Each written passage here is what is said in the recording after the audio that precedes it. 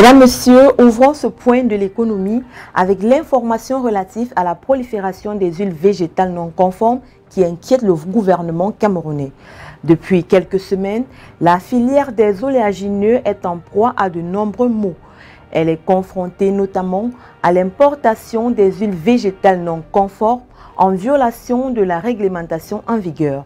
Ces importations, toujours pas maîtrisées, mènent une concurrence farouche et déloyale aux acteurs économiques de la filière à cause de leur commercialisation dans les espaces marchands.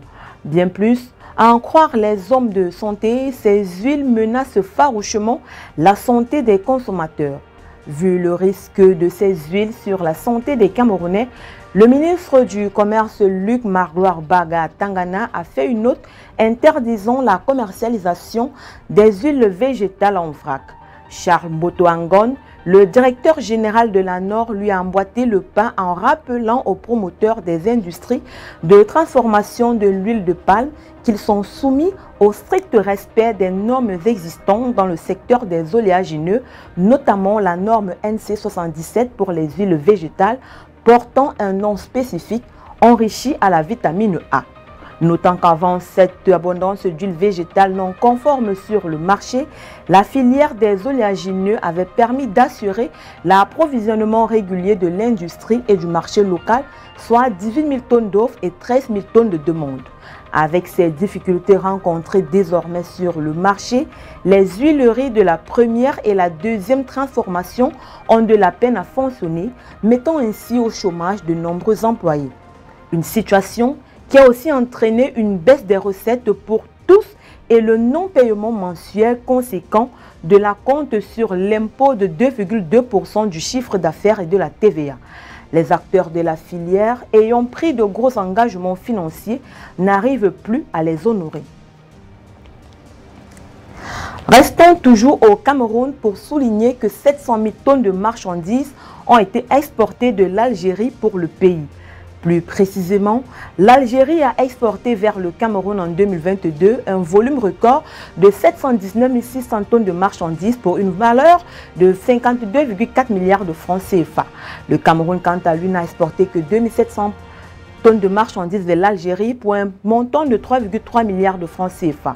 Selon les chiffres de l'Institut national de la statistique, les échanges commerciaux entre les deux pays en 2021 étaient plutôt timides.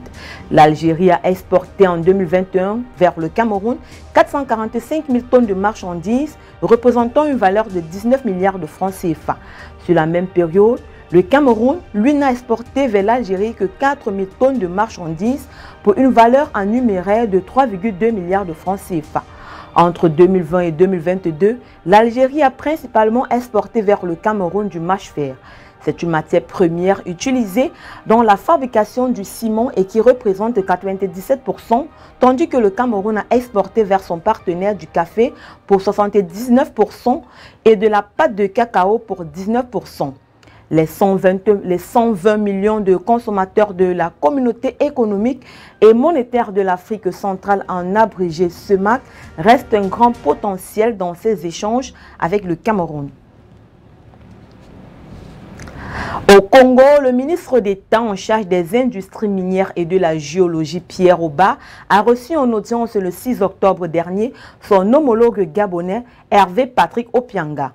Au cours de cette entrevue, il a été question pour les deux ministres d'explorer les voies et moyens de concrétiser un partenariat dans l'exploitation commune du fer bénéfique à leurs deux pays. Le projet initié par les deux pays va consister en la création d'un hub de classe mondiale d'exploitation du fer en Afrique centrale. Il devra générer une production de 300 millions de tonnes par an et une hausse des exportations de 34 à 40 milliards de francs par an. Il permettra la création de 8 000 à 10 000 emplois formels dans les industries extractives et de la transformation. Cette initiative intervient dans un contexte où le potentiel minier des deux pays reste largement sous-exploité, car ne représentant que 5% du PIB du Gabon et 1% de celui du Congo.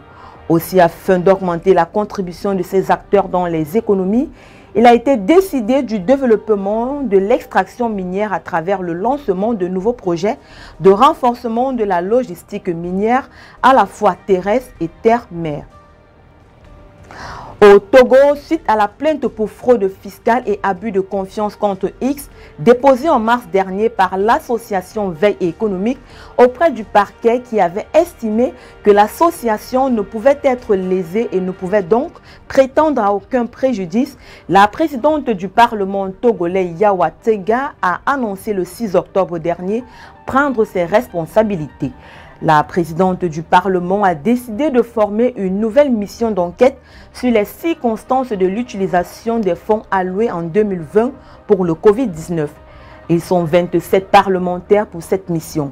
L'objectif est de procéder à une enquête plus approfondie sur le budget 2020 du Fonds de riposte et de solidarité Covid-19. En février 2023, le rapport d'audit de la Cour des comptes demandé par le gouvernement togolais avait révélé certaines insuffisances dans l'utilisation des ressources mobilisées, suscitant de l'émoi au sein de la population. Les membres de la commission d'enquête ont 45 jours pour déposer leur rapport sur la table de la présidente au Parlement. Refermons ce point de l'économie avec l'expression du jour. Aujourd'hui, nous parlons de l'acompte sur l'impôt. Qu'est-ce qu'un acompte des impôts? Il faut dire qu'un acompte des impôts ou acompte provisionnel d'impôt sur le revenu consiste à payer ses impôts en plusieurs tranches. Les contribuables ont le choix entre la mensualisation des paiements et le règlement de manière trimestrielle. Ces acomptes sont prélevés par l'administration fiscale pour le paiement à la source de l'impôt sur les revenus perçus directement par des personnes physiques. Mesdames, Messieurs, c'est ici que nous mettons un terme à cette édition du Point de l'économie. Merci d'avoir été des nôtres. Les programmes se poursuivent sur Refait d'Afrique Télévision. À très bientôt.